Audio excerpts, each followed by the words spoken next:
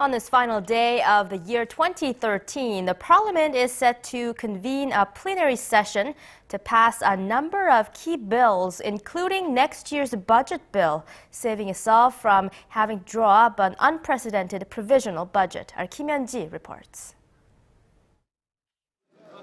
The Parliament had hoped to pass next year's budget bill and a bill on reforming the scandal-ridden National Intelligence Service in a full member session Monday, but failed.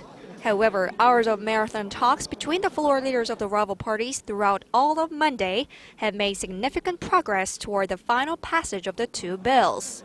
On Monday, they came to an agreement on next year's budget bill and a plan to revise the tax code, which involves lowering the bar for those who will be subject to the highest income tax rate of 38%. Currently, those who make more than 300 million won or $284,000 a year are required to pay the highest rate. However, the agreement lowers the bar substantially to those making at least 150 million won or $142,000 a year. This marks the first tax increase on the rich under the Park Geun-hye administration.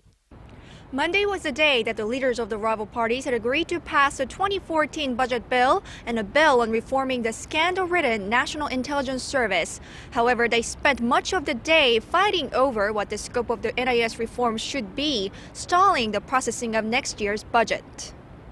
The biggest sticking point had to do with the addition of a clause in the bill on reforming the National Intelligence Service, which bans NIS agents from having full access to government offices.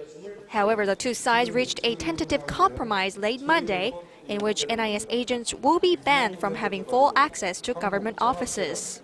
Sources also say that the tentative agreement stipulates penalties for any illegal activities performed by agents who are part of the psychological warfare unit. The $340 billion budget plan for 2014, drawn up by the government in September, has been stuck in the legislature for months, as the rival parties have been at odds over allegations that the NIS tried to sway public opinion in favor of now President Park Geun-hye ahead of last year's presidential election. Yeon-ji, Arirang News.